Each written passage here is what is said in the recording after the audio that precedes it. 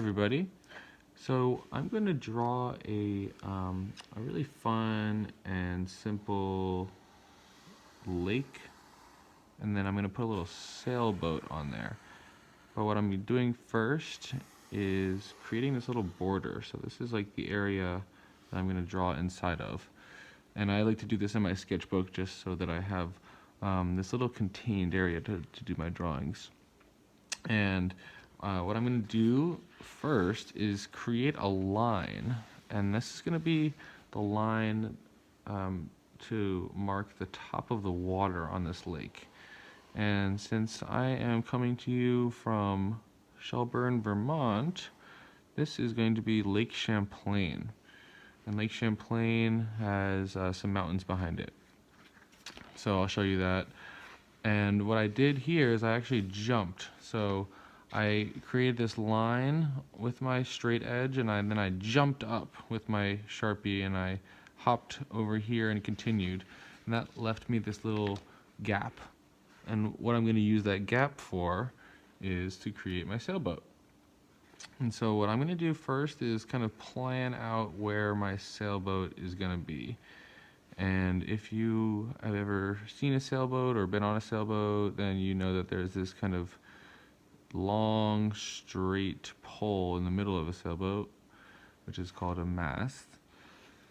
And then from the top of that comes the sail. And I'm really using this long, curvy line here to create the sail. And there's actually going to be two sails. So you might notice that I curved down, I touched right on the edge of that line that I made before, and I did it again. And then right at the bottom here, connect it with kind of a straighter line. And you can kind of imagine that the wind is catching this sail, and that's why it's curving like that. It's full of air and wind. So then on the other side, I'm going to create another sail, except this one's going to come down this way, kind of curve over, and then connect in. Almost like a triangle that has one curvy side. Then you are going to create the boat, the vessel, I should say, which is at the bottom. This is the part that you sit in if you are sailing. And I always kind of like to create the top of that little vessel boat area and then curve under and back towards this side to connect. So once you have that done, you kind of created most of the shapes that you need to show that this is a sailboat, and then you can add those other fun little features, like maybe you want to add a little captain's deck area here. You can even put somebody sailing on this boat. I'm going to just add a little bit more detail here, maybe add a little line to show the edge of this boat. I'm actually going to make a little silhouette of a person. If you don't want to spend too much time on the details, just make the person who's sailing the boat kind of blacked out.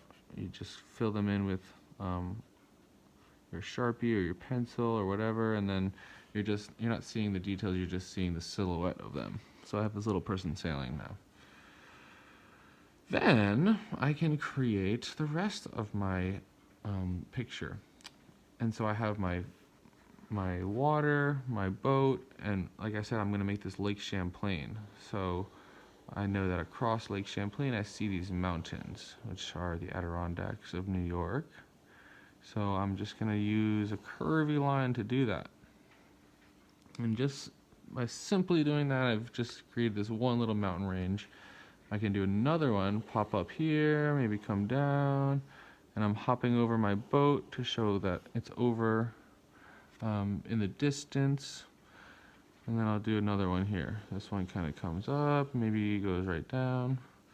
So just by using those simple lines, I've created this depth. I've showed that there is a foreground and a background, and then in the distance there's the sky.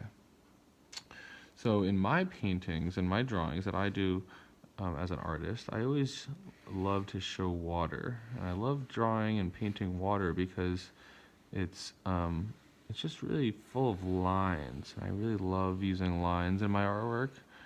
So to do the water, I'm actually just going to use lots of curvy lines. They can be next to each other like this, or they don't really touch, or they can touch. And I always make them just touch a little bit. And then I just kind of swoop my lines up and down and up and down. Imagining that my Sharpie or my pencil or whatever you're using to draw is water. Letting it flow over your paper. And just by doing that, I'm creating this nice movement on my paper. I'm showing that the water is moving in this direction.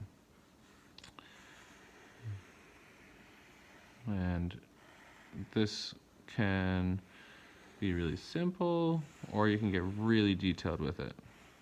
As you can see, I'm trying to get a little bit more detail in this drawing. So the other thing that's kind of fun to do when you do a lakescape like this is show depth, which means not just depth of the water. You could try and draw that, I guess, but what I'm talking about is depth in the picture. So you want to show distance. You want to show that there is lots of space in here. And to do that, you make things that are further away, they get smaller. So when I'm talking about water, I'm talking about using smaller and skinnier lines that are closer together as I get further away. And these little lines kind of show that further in the distance is the same waves, but they look smaller because they're further away. And then here, as you get more closer to the bottom of the picture, you can use those longer lines. And then I just use these lines, these quick little lines here, to show that the boat is creating some waves or some ripple in the water. Okay, so now I have this really nice, beautiful lake scene with mountains. You can have fun with clouds. I like to keep my clouds really fun and kind of cartoony. So I always use these quick, easy little lines. Sometimes I put a swirl in there.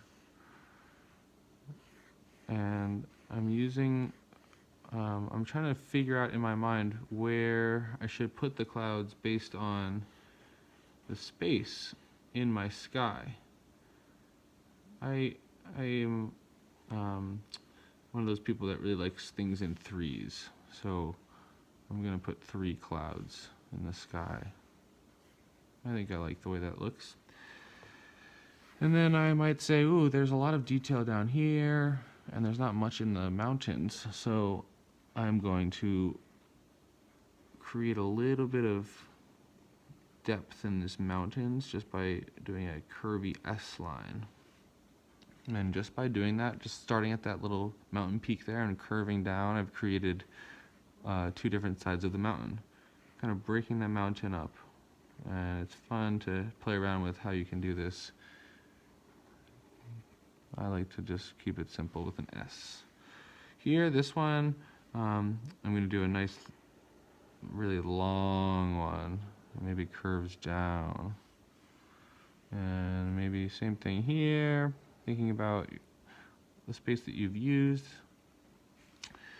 And I am pretty happy with this. I think you might maybe want to put some birds in the sky flying in the distance. You could put another sailboat way in the distance. Again, I'm going to use that silhouette idea where I just don't do the details, I just kind of show the shape of that sailboat. Maybe there's another one way far away. And if you are a Vermonter, and you know that we have Champ, so I always think it's fun to put a little Champ in your Lake Champlain in drawing.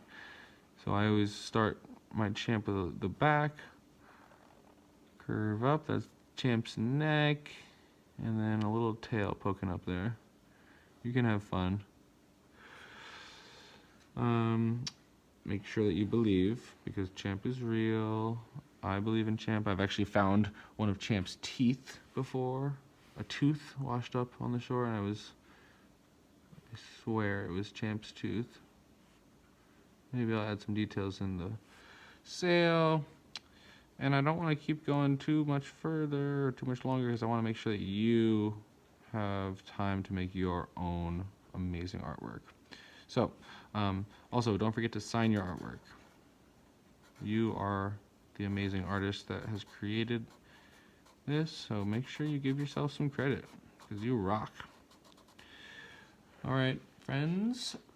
I hope you enjoyed this, and I can't wait to see what you do. Please send me your photos, and have a great time.